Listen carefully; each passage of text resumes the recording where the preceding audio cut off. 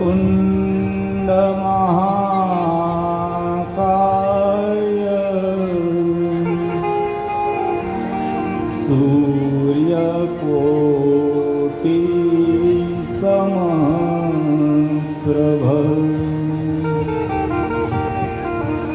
निर्विघ्नं कुरु मे देव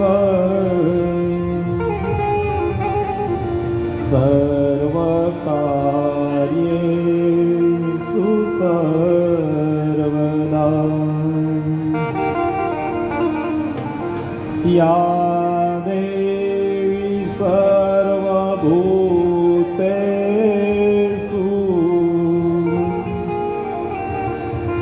वाणी रूपेण संस्थिता नमस्तस्यै नमस्तस्यै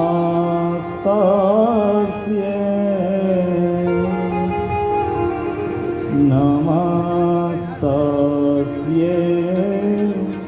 नमो नमः। गुरुर्ब्रह्मा गुरुर्विष्णु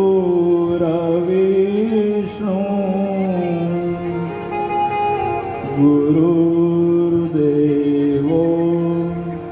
महेश्वर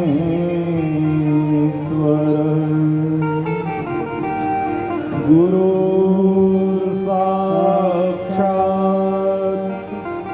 परब्रह्म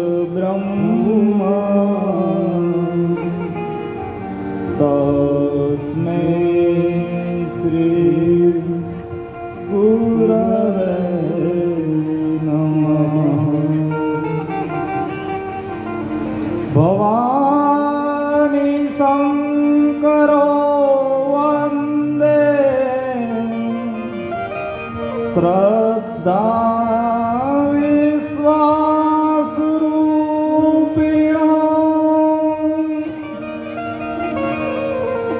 याभ्यां विना न पश्यन्ति सिद्धाः स्वान्तस्तु मीश्वरम्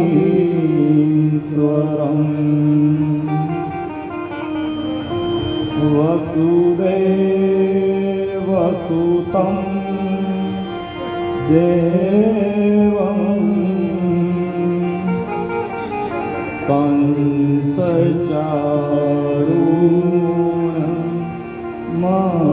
कंसचारूणमर्दनं देवकी परमानन्दं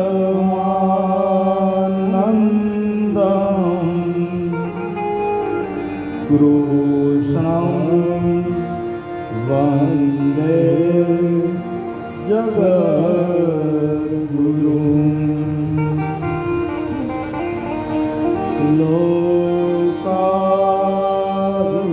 लोकाभिरामं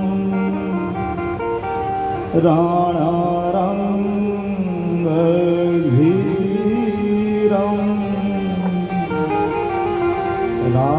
राजीव नेत्रं रघुवंशनाथं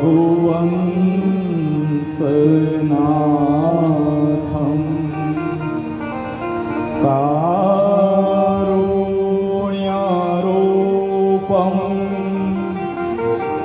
करुणाकरन्तं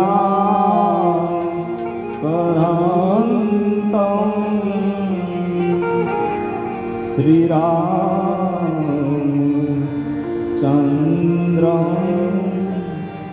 शरणं प्रपद्ये।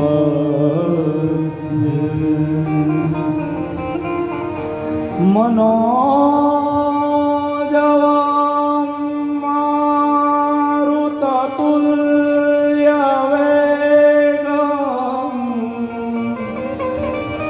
जितेन्द्रियं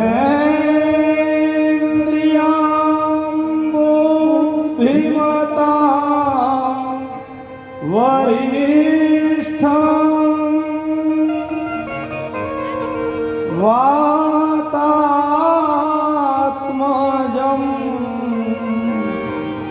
वानरयूथ मुख्यं श्रीराम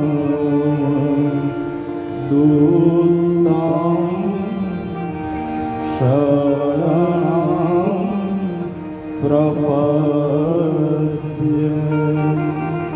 बोल श्री रामचंद्र भगवान की जय। श्री बालकृष्ण लाल की जय। सतगुरु देव की जय। हनुमान जी महाराज की जय। ओम नमः पार्वती पतये। हर हर महादेव।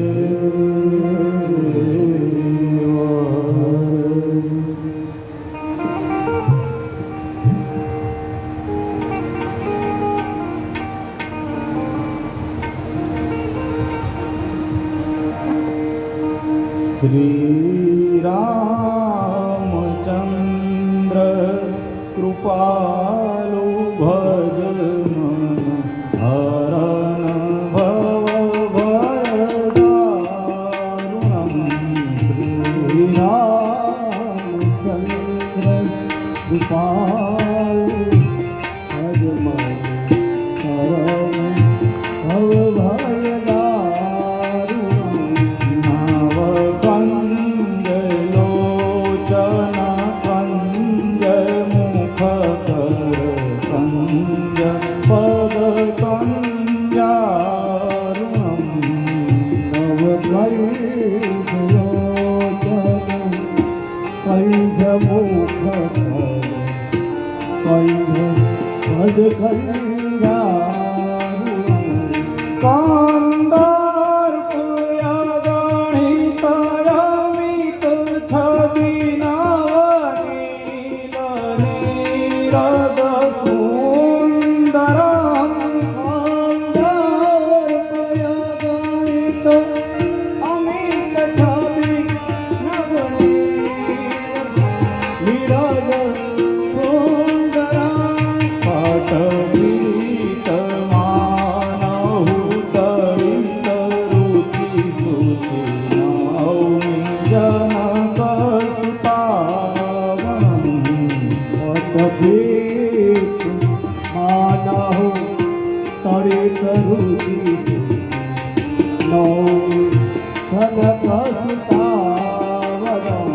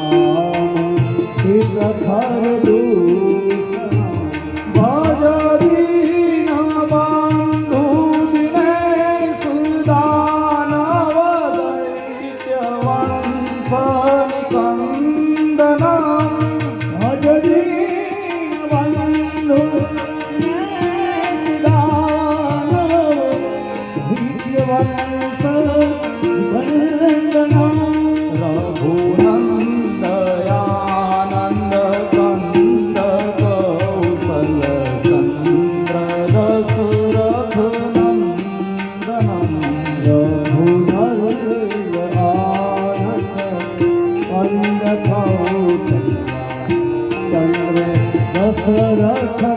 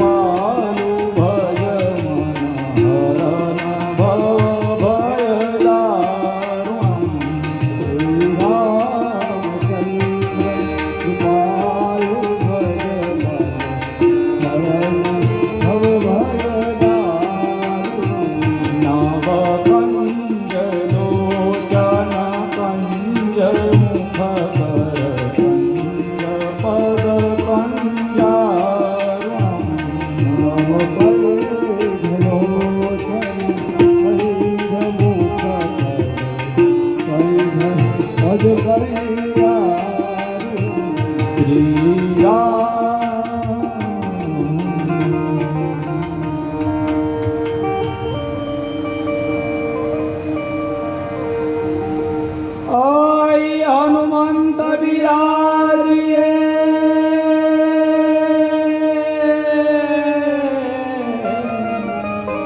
કહું કથા મતિ અનુસાર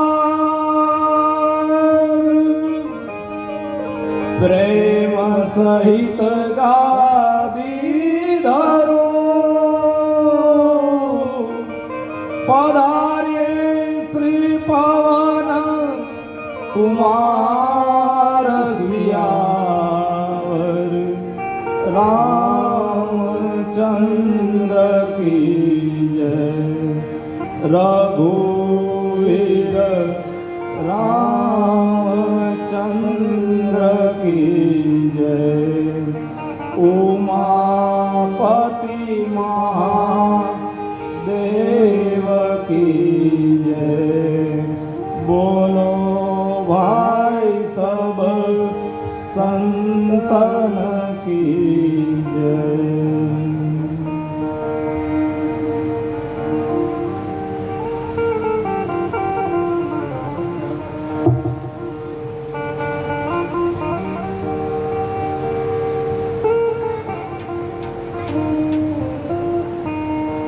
રામ માતુ ગુરુ પદ શિરનાઈ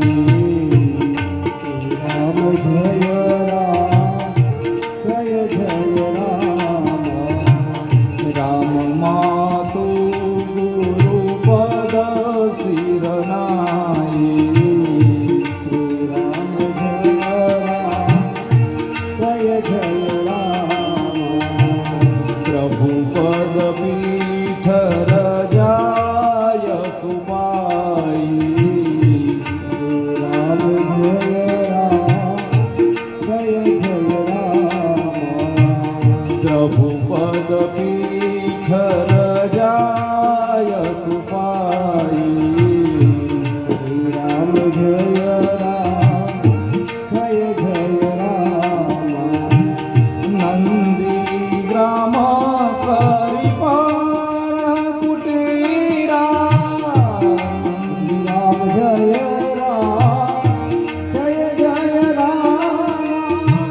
નંદી ગ્રામ કરી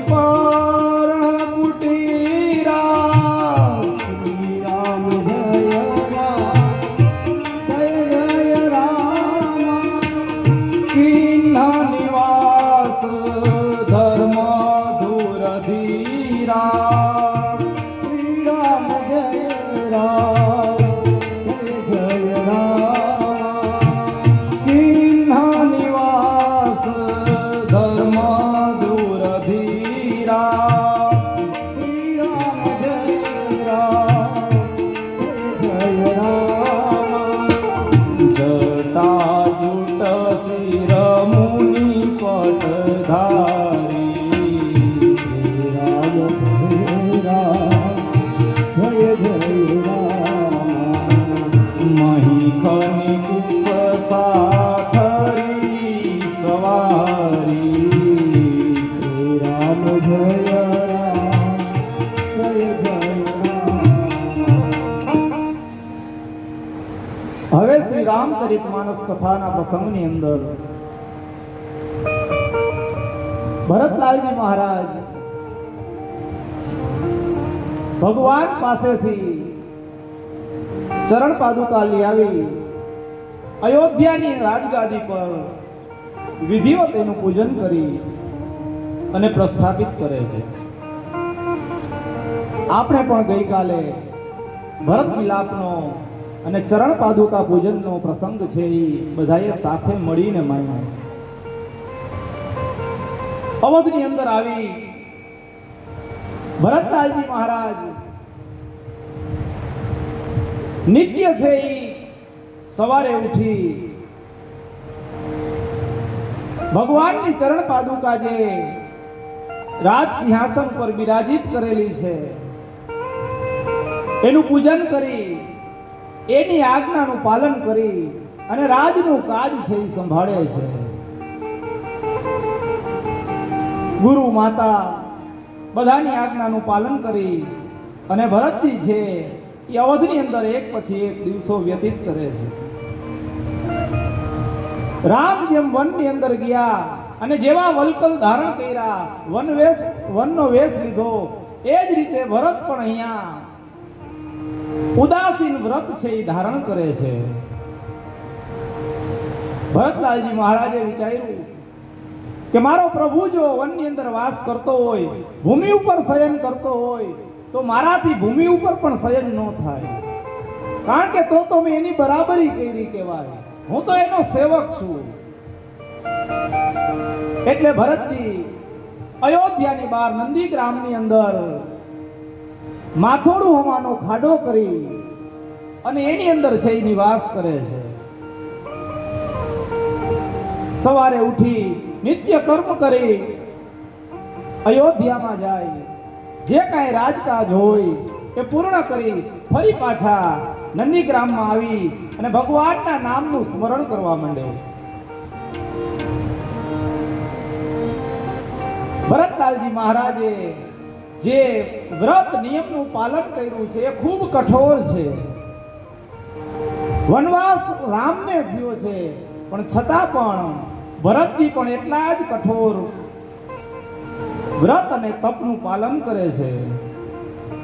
તુલસીદાસજી મહારાજે લખ્યું કે ભરતલાલજી મહારાજે જેટલા જપ તપ અને નિયમ કર્યા છે, જો એ ભરતનો જન્મ ન થયો હોત તો આપણને કોણ સમજાવત કે આવા કઠોર નિયમ અને વ્રતનું પણ પાલન થાય. તુલસીદાસજી મહારાજે લખ્યું કે સિયા રામ પ્રેમ પિયુષ પૂરણ હોત જન્મન ભરત કો શ્રી રામ ભજમન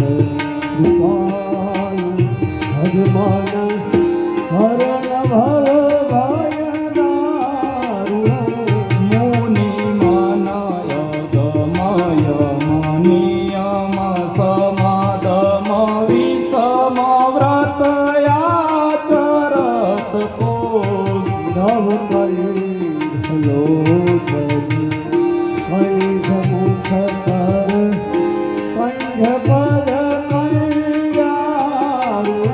ભરતે એટલા કઠોર વ્રત તપ નિયમ એનું પાલન કર્યું કે જે ઋષિ મુનિઓ પણ ન કરી શકે, અને ભગવાનના ગુણાનુવાદ ગાતા જાય છે. તુલસીદાસજીએ લખ્યું દુઃખદા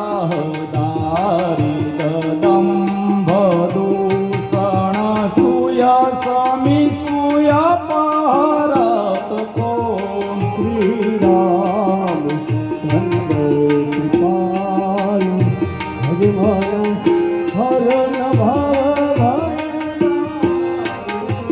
કલિકાલ તુલસી સઠી રામ સન્મુખ કરત તો નવ કૈજ લોચન કૈજ મુખ કર કૈજ પદ કંડા રામના વીર્યોની અંદર ભરતે જે સમદમ નિયમ અને વ્રતનું જે કઠોર પાલન કરેલું છે, જો એ ભરતજીનો જન્મ ન થયો હોત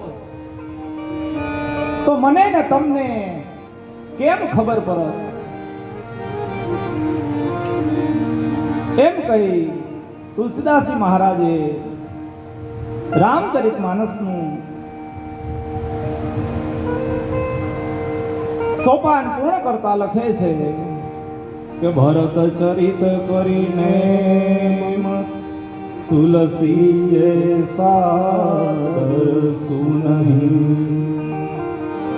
સિય રામ પદ પ્રેમ અવસી હોય ભવરસ વિરહી.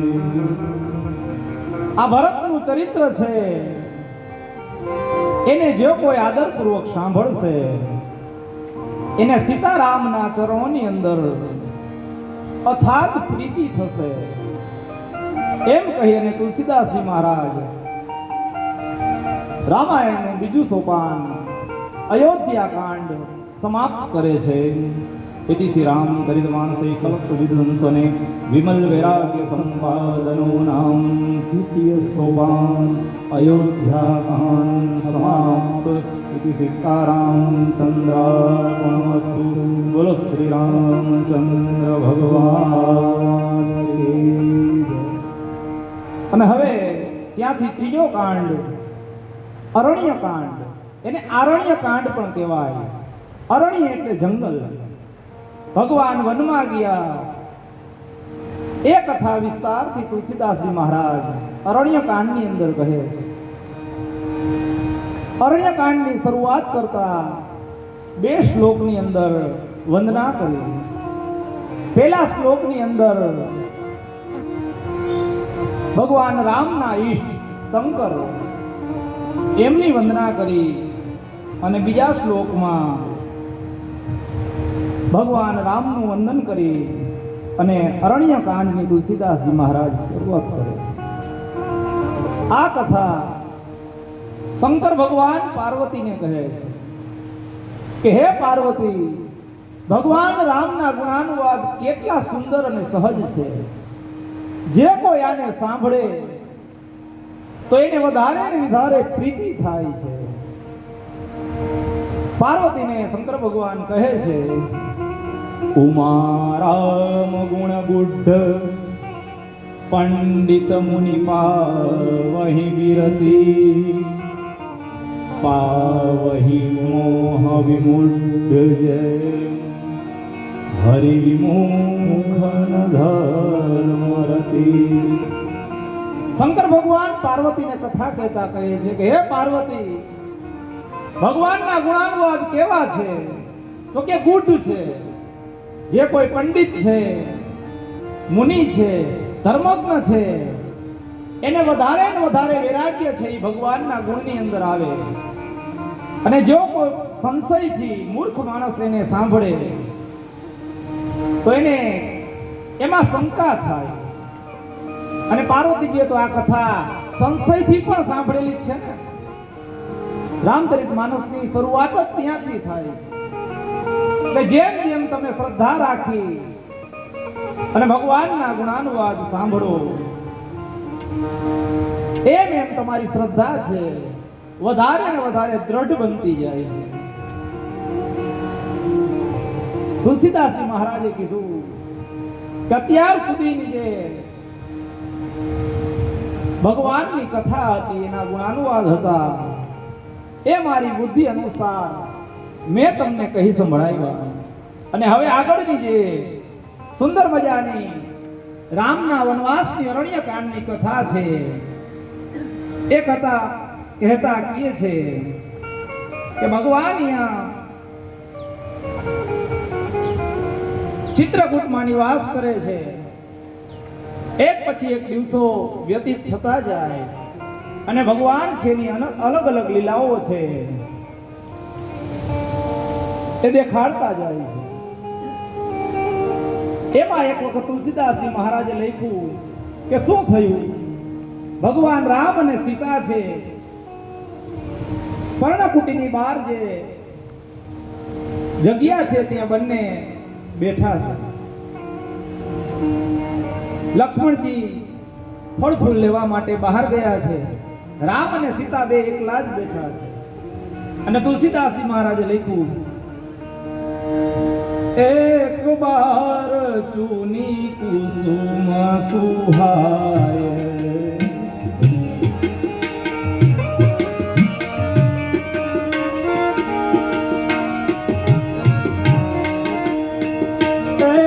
બાર ચૂની કુસુમ સુહાય રામ જય રામ જય જય રામ નિજ કર ભૂષણ રામ બનાય રામ જય રામ જય જય રામ.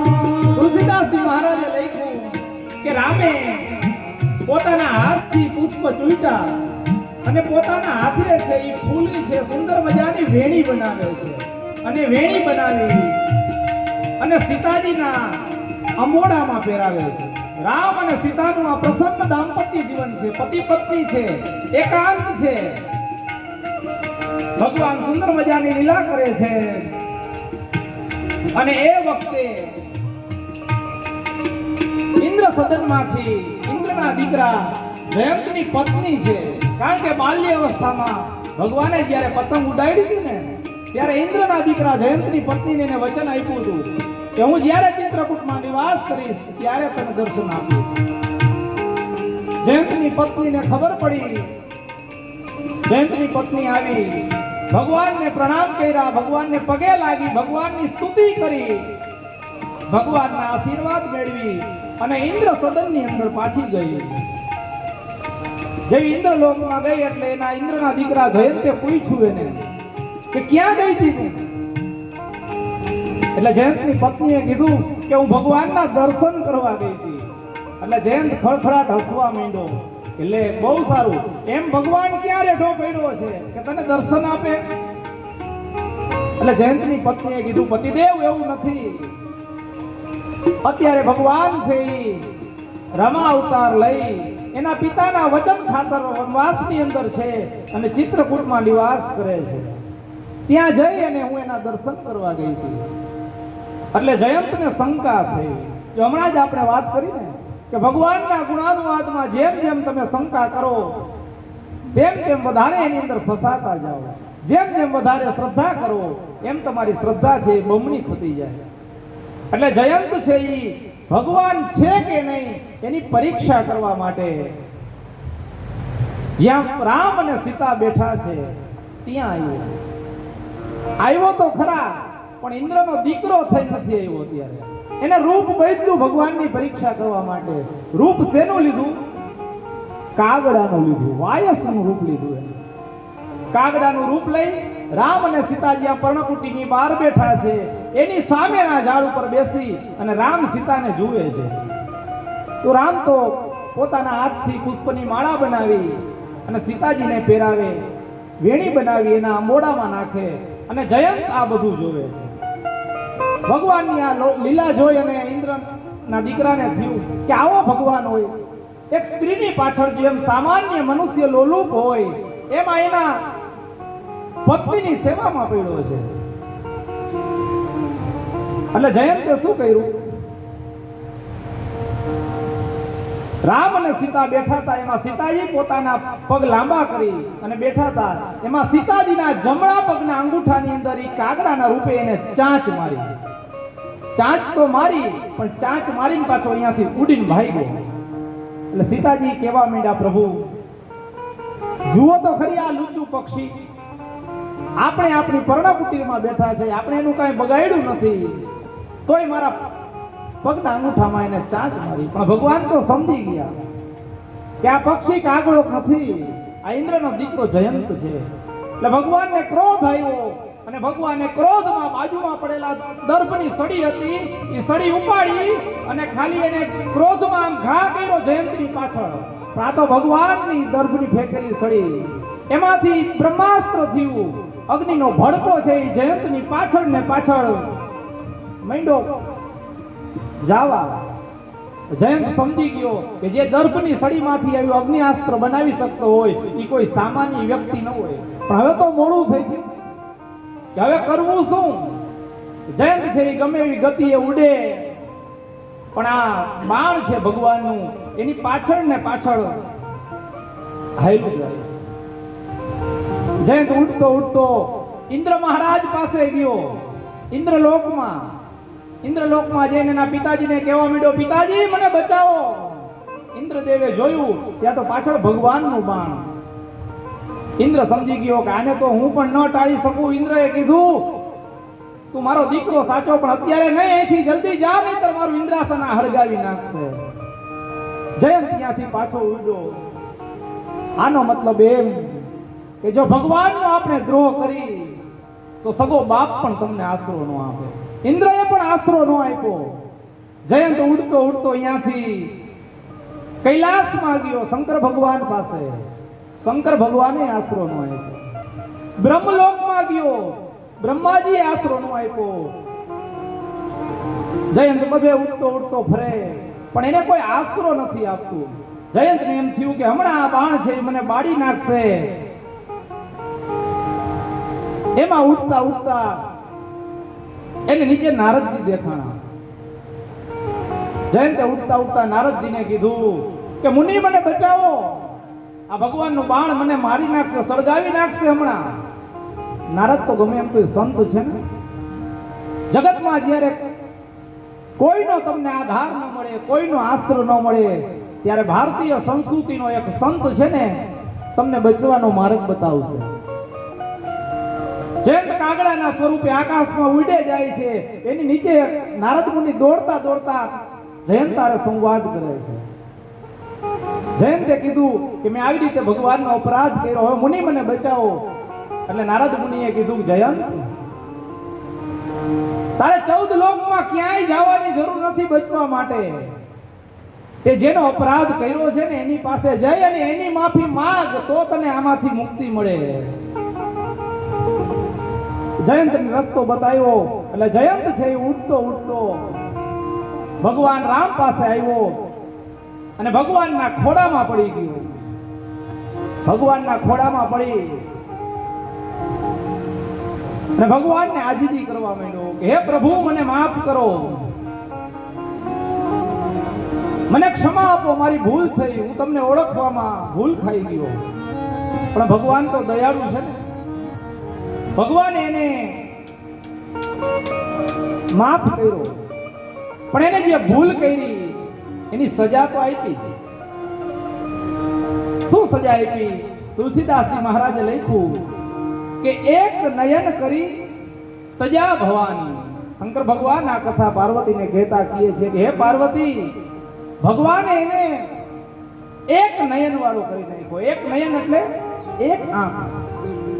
કાગડાને 2 આંખ હોય, એમાંથી ભગવાને દર્ભની સળી લઈ અને એક આંખ ફોડી નાખી. જયંતે જ્યારે કાગડાનો વેશ લીધો ને ત્યાં સુધી તો બધાય કાગડાને 2 આંખ જ હતી. પણ જ્યારથી ભગવાને કાગડાની એક આંખ ફોડી ત્યારથી આ કાગડાની આખી નાત કાણી થઈ ગઈ. અત્યારે આપણે જે કાગડા જોઈ છે ને એ બધા એક આંખ વાળા છે. તમને દેખાય 2 આંખ, પણ ખરેખર એને 2 આંખ હોતી નથી. એટલે કાગડાનું એક નામ છે એક ચક્ષુ, એક આંખ વાળો કહેવાય કાગડાને. તમને દેખાય 2 આંખ, પણ એની અંદર રતલ છે, જે તેજ છે, આપણે કીકી કહી, એ એક જ હોય. અને એક કીકી છે એ બંને બાજુ જઈ શકે એવી ભગવાને એની સુવિધા કરી. એટલે જુઓ, તમે ક્યારેક કાગડાને નિરખીને જોશો ને તો એ ડાળી પર બેઠો હોય, તમારા ઘરમાં આવેલો હોય ક્યાંય, તો એને જે બાજુ દ્રષ્ટિ કરવી હશે ને એ બાજુ એની ચાંચ નમાવશે. જમણી બાજુ જોવું હોય તો જમણી બાજુ ચાંચ ન આવે એટલું રતલ એ બાજુ આવી જાય ને એ બાજુની દ્રષ્ટિ દેખાય. એટલે જયંતની એક આંખ ફોડી નાખી. આપણા સંતો છે એ આ પ્રસંગને અલગ રીતે જુએ કે એની એક આંખ શું કામ ફોડી, આવી સજા શું કામ આપી. એટલે ઘણા સંતો કહે કે અત્યાર સુધી એની દ્વિધા દ્રષ્ટિ હતી, ભગવાન કેવો હોય એને ખબર જ નહોતી. એટલે હવે ભગવાને એને એક દ્રષ્ટિ આપી કે ભગવાન છે એ આવો હોય. જયંત ભગવાનની સ્તુતિ કરી અને ત્યાંથી હવે ઇન્દ્રલોકમાં ગયો. અહીંયા ભગવાન છે ચિત્રકૂટની અંદર ઘણા સમય સુધી નિવાસ કરે છે. એક પછી એક દિવસો વીતતા જાય, ઋષિ મુનિઓ સંતો આવે, એનું સાનિધ્ય સેવે, વેદ શાસ્ત્રો અને જ્ઞાનની વાતો થાય છે. પછી ભગવાને વિચાર્યું કે હવે આ ઘણા સમય સુધી આપણે નિવાસ કર્યો, હવે તો અયોધ્યા વાસીઓને પણ ખબર પડી ગઈ છે કે ભગવાન અહીંયા નિવાસ કરે છે, તો મારે આ સ્થાન છે એ જલ્દીથી છોડી દેવું જોઈએ. કારણ કે થોડા દિવસ થાય તો અયોધ્યામાંથી બીજા કોઈ ઋષિ મુનિઓ જેને જેને જાણ છે એ બધાય ભગવાનને મળવા માટે આવે. ભગવાનને વિચાર આવ્યો કે જો હું અહીંયા ને અહીંયા રહીશ તો મારું જે અવતાર કાર્ય છે એ પૂર્ણ ન થાય. એટલે ભગવાન હવે ત્યાંથી આગળ જંગલમાં પ્રયાણ કરે છે. ભગવાન આગળ જવા જાય જંગલમાં, તો ભગવાનને કઈ સામાન તો ભેગો લેવાનો નહોતો. જ્યાં જાય ત્યાં નવી પૂર્ણ કુટીર બનાવે અને ત્યાં નિવાસ કરે. એટલે રામ, લક્ષ્મણ અને જાનકી એ પર્ણકુટી છોડી અને જંગલની અંદર આગળ પ્રયાણ કરે છે. ને તુલસીદાસજી મહારાજે લખ્યું કે ભગવાન ત્યાંથી આગળ હવે અત્રિ મુનિના આશ્રમે જાય છે. અત્રિ કે આશ્રમ પ્રભુ ગયો, રામ જય રામ જય જય રામ. સુનત મહામુનિ હરસિત ભય, રામ જય રામ જય જય રામ. પુલકિત ગાત અત્રિ ઉઠી ધાય, શ્રી રામ જય રામ જય જય રામ. देखी राम आतुर चलियाए, શ્રી રામ જય રામ જય જય રામ. ભગવાન અત્રિના આશ્રમે ગયા. જ્યાં અત્રિ મુનિને ખબર પડી, અત્રિના આનંદનો પાર ન રહ્યો. અત્રિ ઉભા થઈ અને આશ્રમની બહાર ભગવાનને લેવા માટે આવ્યા. દંડવત પ્રણામ કરી રામ અને લક્ષ્મણને આશ્રમની અંદર લઈ આવ્યા. ભગવાનને આસન આપ્યું અને અત્રિ મુનિએ ભગવાનની સુંદર મજાની સ્તુતિ કરી. અત્રિ સ્તુતિ છે સંસ્કૃત અને અવધી હિન્દી મિશ્રિત સુંદર મજાની સ્તુતિ છે. ભગવાનને સામે બેસાડી અને અત્રિ બે હાથ જોડી અને ભગવાનની સ્તુતિ કરે છે. નમામિ ભક્તવત્સલમ કૃપાલુ શીલ કોમલમ. નમામિ ભક્તવત્સલમ શ્રીલકોમલમ. ભજામિ તે પદાંબુજં અકામિનાં સ્વધામદં. ભજામિ તે પદાંબુજં અકામિનાં સ્વધામદં. અત્રિ ભગવાનને બે હાથ જોડી સુંદર મજાની સ્તુતિ કરે કે હે ભક્ત વત્સલ, હે દયાળુ, હું તમારી સ્તુતિ કરું, કારણ કે તમને તો વેદો પણ નેતિ નેતિ કહી અને થાકી ગયા.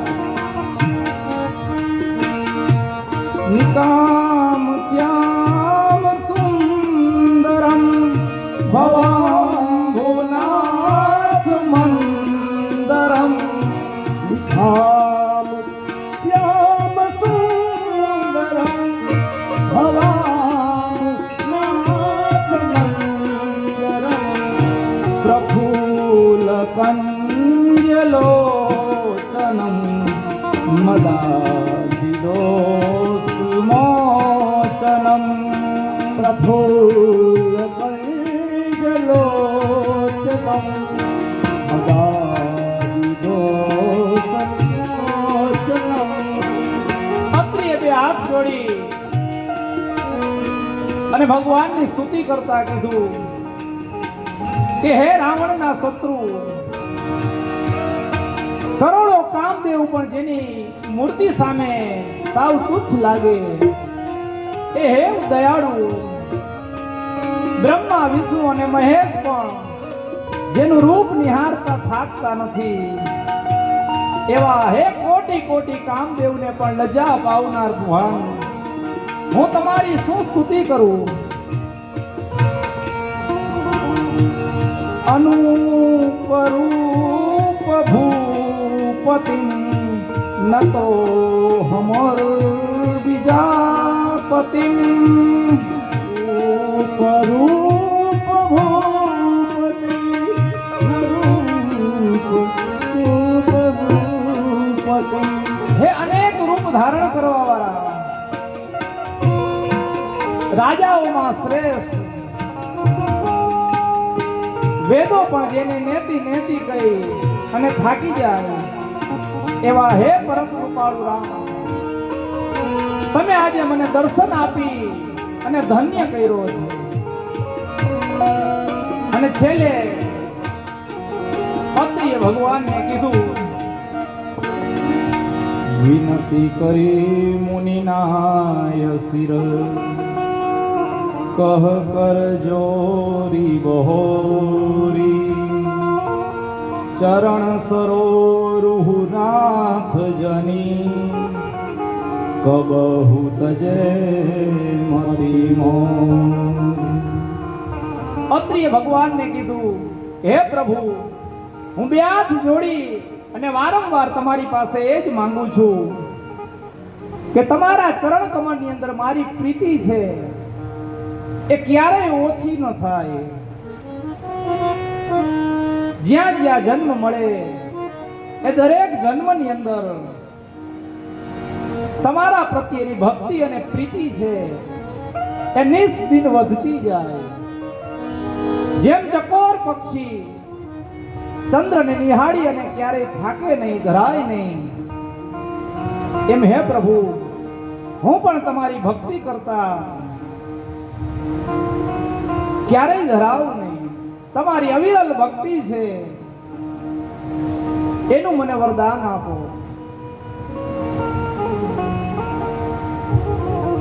અત્રિય સુંદર મજાની ભગવાન રામની સ્તુતિ કરી. આ તરફ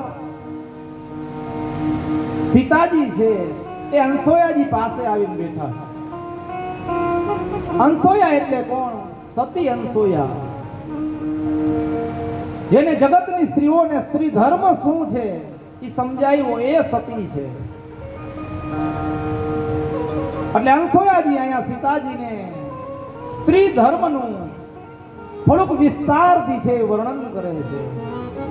અને આ અંસોયા એટલે જેનું સતીત્વ છે એને ખાલી જગત નહીં પણ ત્રણેય લોક જાણે છે. અંસોયાજી આમ તો એનું નામ છે ને એની જ અંદર એના ગુણ છુપાયેલા છે. સંસ્કૃત નામ છે અનસોયા, એટલે કે અન અસૂયા. અસૂયા એટલે આપણે ગુજરાતીમાં ઈર્ષા કહીએ, અદેખાય. પણ અન અસૂયા એટલે કે જેને કોઈની અદેખાય આવતી નથી, એવી સ્ત્રી એને અંસોયા કહેવાય. અને ખરેખર એવા જ ગુણ અંસોયાજીની અંદર છે કે જેને ક્યારેય કોઈ સ્ત્રીનું છે એ અદેખાય કે અસૂયા નથી કરી. નહીતર સ્ત્રીઓને શું હોય, ક્યારેક કોકના વખાણ સાંભળે તો મનમાં ક્યાંક ઊંડા ઊંડે ખૂણે એને એની અદેખાય કે ઈર્ષા થાય. આંસોયાજી કોણ? એનો સતીત્વનો પ્રભાવ છે, એનું સતીત્વનું તપ છે એટલું વધ્યું કે ત્રણેય લોકની અંદર એની ચર્ચા થવા લાગી. બ્રહ્મ સદનમાં બધે અંસોયાના પતિત્વની સતીત્વની વાત થાય. એટલે આ સમાચાર ધીમે ધીમે ત્રણેય દેવીઓને મળ્યા. એટલે એક વખત પાર્વતીજી આવી અને શંકર ભગવાનને કહેવા માંડ્યા કે તમે દેવો બધાય મોટા દેવ મહાદેવ કહેવાય, તો અમે તમારી દેવી રહી એ કાંઈ એના પ્રમાણમાં નાની ખરી? કે નહીં, તમે મહાદેવી જ કહેવાય. તો એમ કેમ કે ધરતી ઉપર એક અંસોયા નામની સ્ત્રી થઈ અને એનું સતીત્વ છે એ ત્રણેય લોકમાં વખણાવા માંડ્યું. એટલે મહાદેવ કહેવા માંડ્યા એમાં તો દેવી મારું શું ચાલે? એના પતિની એટલી ભક્તિ કરી, એનો સતીત્વનો પ્રભાવ છે, એના ગુણ છે એ ત્રણેય લોકમાં ગવાવા માંડ્યા. પાર્વતીજી કે એમ નો ચાલે, અમે મોટી દેવી તો અમારી પ્રશંસા થવી જોઈએ, તમે ગમે એમ કરી અને એનું સતીત્વ ભંગ કરાવો. શંકર ભગવાન કે પણ એમ કેમ થાય? તો કે નહીં, ગમે તે થાય. પાર્વતીજીએ જીદ કરી. ને આપણા સાહિત્યમાં કીધું છે ને કે સ્ત્રી હઠ, આમ તો 3 હઠ છે.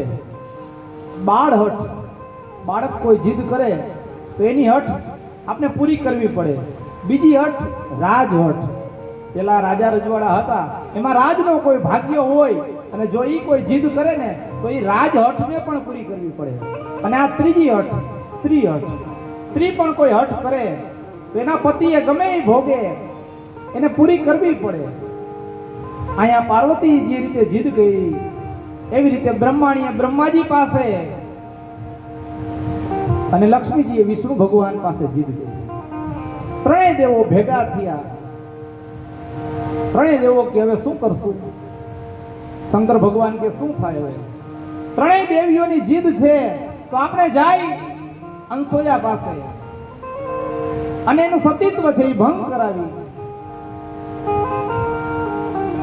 ત્રણેય દેવોએ વિચાર તો કર્યો અને ત્રણેય દેવો છે એ બ્રાહ્મણના વેશે, સાધુના વેશે અંસોયાજી જ્યાં નિવાસ કરે છે ત્યાં ગયા.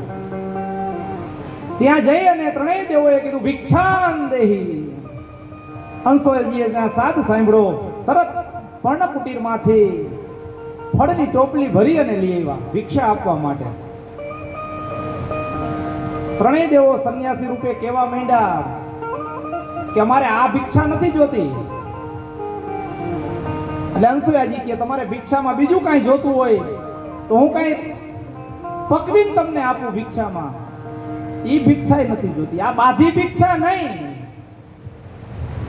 તો અંસુયાજી કે તમારે કેવી ભિક્ષા જોઈ છે?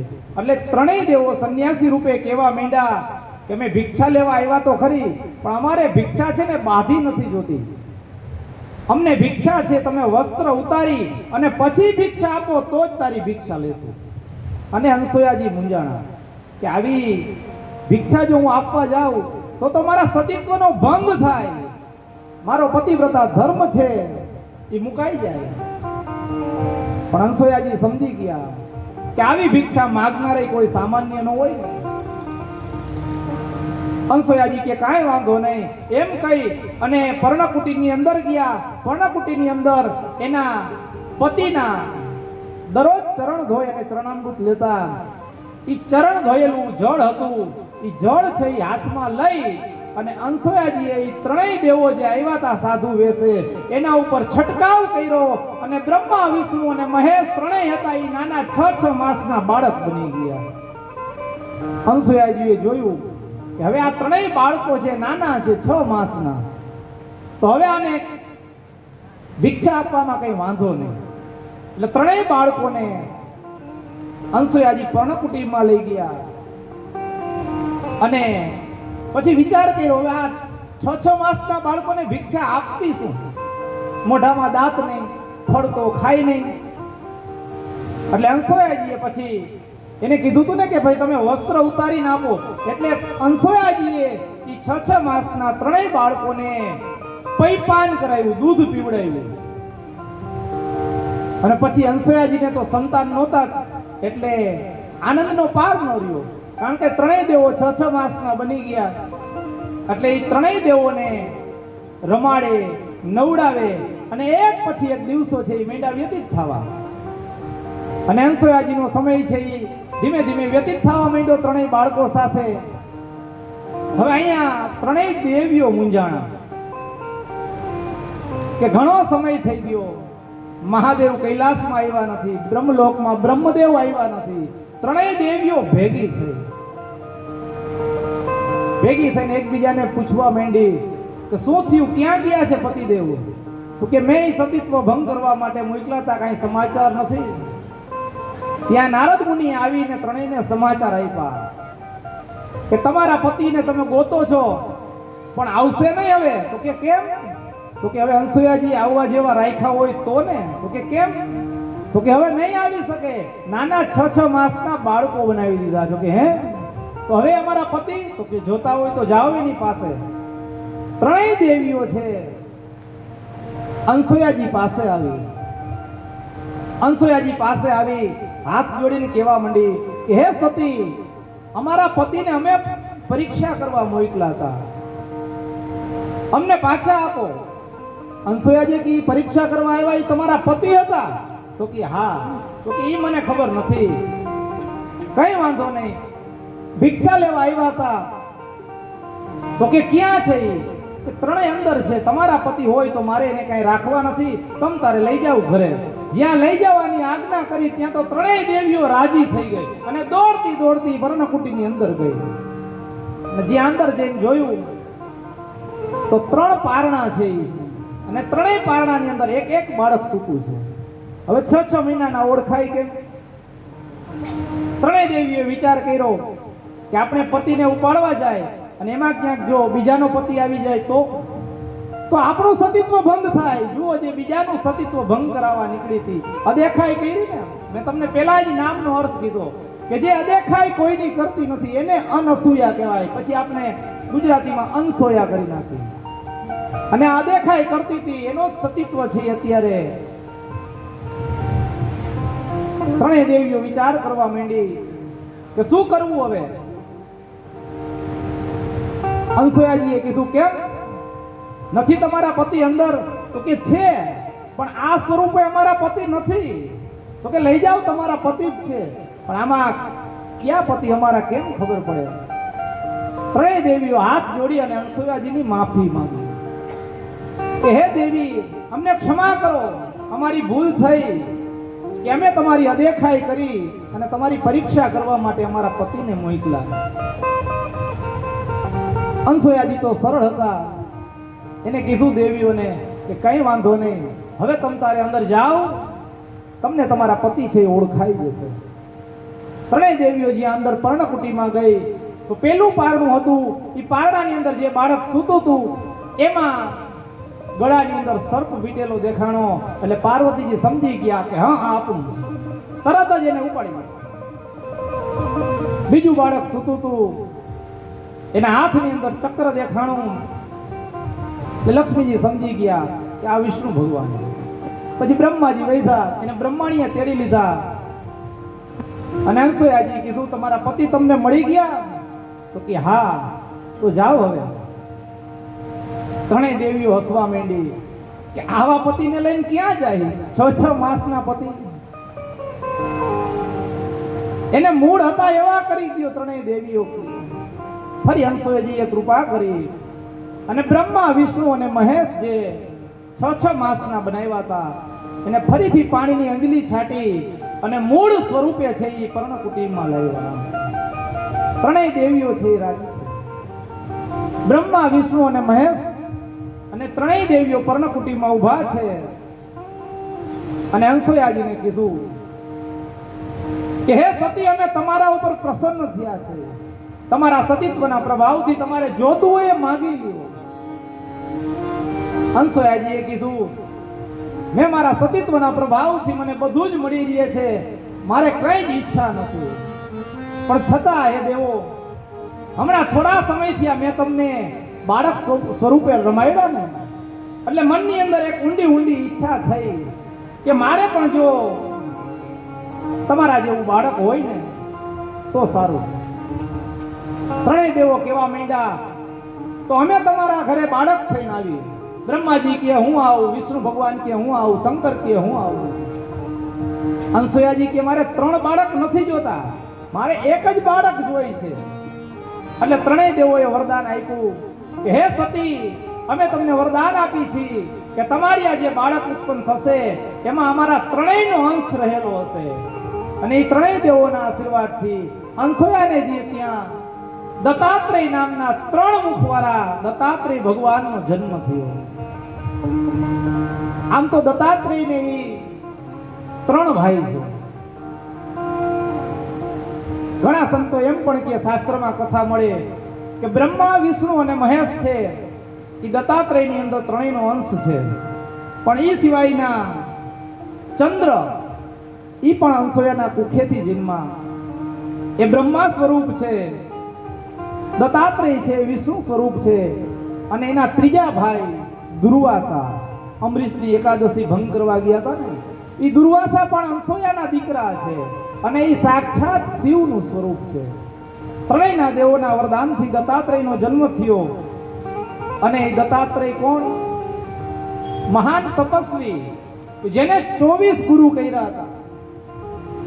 આમ તો એ પોતાની જાતને બધા કોઈને પૂછે ને તો એમ જ કહેતા કે મારો આત્મા છે ને એ જ મારો ગુરુ છે, મારો બીજો કોઈ ગુરુ નહીં. પણ છતાં એને પશુમાંથી, પક્ષીમાંથી, જેમાંથી સારો ઉપદેશ મળ્યો એવા 24 ગુરુ છે એને ધારણ કર્યા. અને આપણે દત્તાત્રેય જયંતિ પણ ઉજવી છીએ ને, માગસર મહિનાની પૂર્ણિમા, એ દત્તાત્રેય જયંતિ છે. આવા મહાસતી અનસુયાજી છે. અને એ અનસુયાજી અહીંયા સ્ત્રી ધર્મ શું હોય, નારી ધર્મ કેવો હોય એ હવે સીતાજીને સમજાવે છે. સીતાજી અનસુયાજીને પગે લાગ્યા એટલે અનસુયાજીએ પહેલા જ એને ભેટની અંદર છે એ દિવ્ય વસ્ત્ર અને આભૂષણ આપ્યા. અને આ દિવ્ય વસ્ત્ર આભૂષણ કેવા કે જે તમે સતત પહેરી રાખો તો કોઈ દિવસ મલિન ન થાય, આવા દિવ્ય આભૂષણો છે એ ભેટમાં અનસુયાજીએ સીતાજીને આપ્યા. સીતાજી વસ્ત્ર આભૂષણ લઈ અને ખૂબ પ્રસન્ન થયા. અને હવે અનસુયાજી સીતાજીને નારી ધર્મ શું છે એ સમજાવે છે કે હે સીતા, તે રામની સાથે જંગલમાં આવી અને ખૂબ સારું કર્યું, કારણ કે તારો પતિ દુઃખમાં હોય અને જો તું એની સાથે જંગલમાં ન આવી હોત તો આ સમાજના લોકો છે એ કે તારું ઉદાહરણ આપી. અને જ્યારે પતિને દુઃખ પડ્યું ત્યારે સીતાએ ક્યાં રામની સાથે વનમાં ગયા હતા. એટલે તું જંગલમાં આવી તારા પતિ સાથે, તે બીજી સ્ત્રીઓ માટે ઉદાહરણ આપ્યું છે. સ્ત્રી માટે એનો પતિ છે, એ જ સર્વસ્વ છે, એ જ એનો ભગવાન છે. આ નારી ધર્મ છે એનું વિસ્તારથી અહીંયા અનસુયાજીએ વર્ણન કરેલું છે. મને યાદ છે અમારે જ્યારે ગામડામાં કથાઓ પરસોત્તમ માસમાં, શ્રાવણ માસમાં વચાતી ને, એક મહિનોની કથા. અત્યારે તો બધાય પાસે સમય નથી કે 9 દિવસમાં એકાદ દિવસ અવાય, એકાદ દિવસમાં 4-5 કલાક હોય, એમાંથી 2 કલાક માંડ હાજરી ઉપાય. પણ ત્યારે મારા દાદા કથા વાંચતા મંદિરે, ત્યારે જ્યારે આ સ્ત્રી ધર્મ આવે ને ત્યારે જૂના ગામડાના હશે ને તો ખબર હશે, અગાઉ જાહેરાત કરતા વધારે સ્ત્રીઓ છે એ સાંભળે, કારણ કે સ્ત્રી ધર્મ એટલો વિસ્તૃત અને વિશાળ છે. દરેક સ્ત્રીઓએ, બાપુએ પહેલા જ શરૂઆતમાં કથામાં દિવસોમાં કીધા હતા ને કે અહીંથી જે કહેવામાં આવે એ આપણે આ રેડીમેડ સ્ટોર છે, આપણે કોઈને કહેવાનું નથી. અહીંથી અનસુયાજી છે એ સ્ત્રી ધર્મનું વર્ણન કરે, સ્ત્રીઓના પ્રકાર કીએ, તો કોણ કયા પ્રકારમાં આવે આપણે કોઈને કહેવાનું નથી, પણ આપણે અંતર્મુખ થઈને જાણવાનું છે કે આપણે કયા પ્રકારમાં આવી છીએ.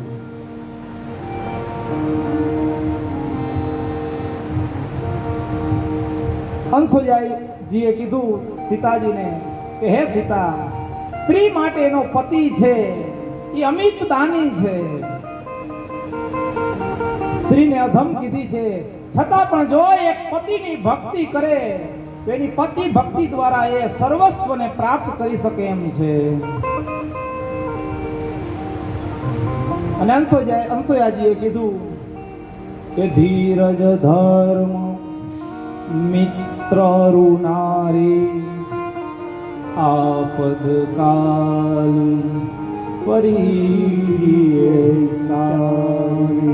હે સીતા, આપણી ધીરજ કેટલી છે, આપણો ધર્મ કેવો છે, આપણો મિત્ર કેવો છે અને નારી કેવી છે. આ બધી જ વસ્તુ છે એ જ્યારે મુશ્કેલી આવે ને, આપત્તિનો સમય, ત્યારે એની કસોટી થાય. નહીતર તો આપણે આડે દિવસો તો બહુ વાતો કરતા હોય કે અમે તો ખૂબ ધીરજ રાખીએ. આપણા ગઈઢા કહીએ કે ધીરજના ફળ મીઠા. પણ આપણામાં ધીરજ કેવી છે? પરસોત્તમ માસ રહેવાની શરૂઆત કરીએ કે આ વખતે તો આખો મહિનો રહેવો છે. એક દિવસ થાય, 2 દિવસ થાય, એમાંય ક્યાંય વળી પ્રસંગ આવે અને સ્વાદિષ્ટ વ્યંજનો જો જમવામાં મળે તો કઈ હવે 1-2 દિવસ રહી નાખીએ, 11 રહી નાખશું, હાલો તો ચાલશે. ધીરજ ખૂટી જાય. તમારો ધર્મ કેવો છે એ પણ તમારી ઉપર મુશ્કેલી આવે ત્યારે ખબર પડે કે તમે તમારા ધર્મને કેવો વળગીને રાખો છો. કારણ કે ભગવદ્ ગીતાની અંદર કૃષ્ણ ભગવાને કીધું છે કે સ્વધર્મે નિધનમ શ્રેયમ. તમે જે ધર્મની અંદર જન્મા છો એ જ ધર્મની અંદર તમારું મૃત્યુ થાય એ શ્રેષ્ઠ છે. પણ અત્યારે તો થોડા દિવસ થાય ત્યાં માણસ પોતાનો ધર્મ બદલી નાખે, પોતાનો ભગવાન બદલી નાખે. કારણ કે મુશ્કેલી પડે ને એટલે માણસ પોતાનો ધર્મ બદલે. ધર્મ એટલે ફરજ. અને કળિયુગનો પ્રભાવ છે ને. તુલસીદાસજી મહારાજે ઉત્તરકાંડમાં લખેલું છે કે કળિયુગના પ્રભાવને હિસાબે મનુષ્ય છે એ પોતાના ધર્મ છે એ થોડા સમયે બદલાવતા રહેશે. તુલસીદાસજીએ કીધું કે કલિમલ ગ્રસે ધર્મ સબ અનલુપ્ત ભય સદગ્રંથ દંભિન નિજમતિ કલ્પી કરે પ્રગટ કિએ બહુ પંથ.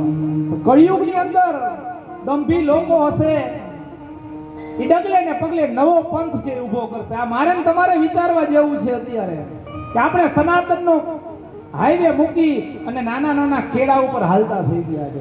તુલસીદાસજી મહારાજે જ ઉત્તરકાંડમાં કીધું કે દંભી લોકો હશે, પાખંડી હશે, એ આવા નવા ધર્મ છે એ કેળા રૂપી બહાર પાડશે અને લોકો એના ઉપર ચાલશે, એનું આચરણ કરશે. એટલે મુશ્કેલી આવે અને પોતાનો ધર્મ બદલી નાખે. ત્રીજું કીધું મિત્ર. તમારો મિત્ર હોય, તમે સુખી હોય ત્યારે તમારી સાથે ખૂબ દોડે કે હું બેઠો છું ને એમ તમને કહે, પણ તમારી ઉપર સાચી મુશ્કેલી આવે ત્યારે જો એ તમારી બાજુમાં ઊભો હોય તો એ તમારો સાચો મિત્ર છે. અને છેલ્લું વંશોયાજીએ કીધું કે નારી. નારી પણ જ્યારે તમારું શરીર સશક્ત હોય, ધનવાન હોય, યુવાન હોય ત્યાં સુધી તમારી સેવા કરે. કોઈ એવી મુશ્કેલી આવે, શરીરમાં ખોડકા પણ આવે અને તમને ત્યાગી દે તો ત્યારે એ નારીની પરીક્ષા થાય. પતિ જ્યારે યુવાન હોય, સશક્ત હોય ત્યારે તો બધી સ્ત્રી છે એ પોતાનો સ્ત્રી ધર્મ સમજી એની સાથે રહે. પણ જ્યારે એ વૃદ્ધ થાય, ધન વગરનો થાય, બધિર થાય ત્યારે એનો સાથ આપે, ત્યારે એનો સ્ત્રી ધર્મ સાચો છે.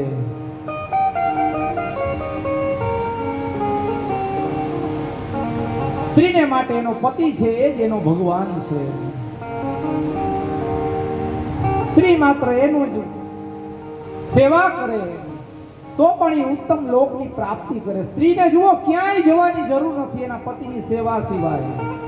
અને આજે કળિયુગમાં જ્યાં ને ત્યાં કોઈની સેવામાં ભટકતા હોય તો એને વિચાર કરવો જોઈએ કે મારો પતિ છે એ જ મારો ભગવાન છે.